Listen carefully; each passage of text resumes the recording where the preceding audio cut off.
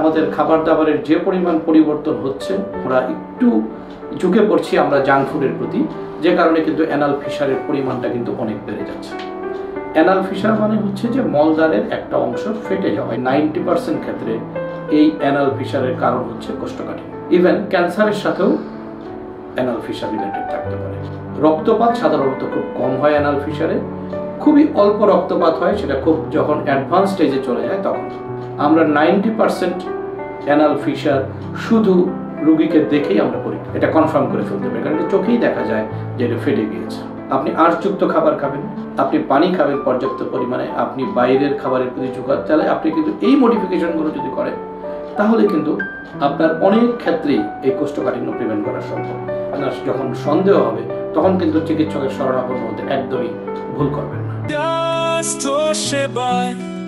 আমরা অবিচল।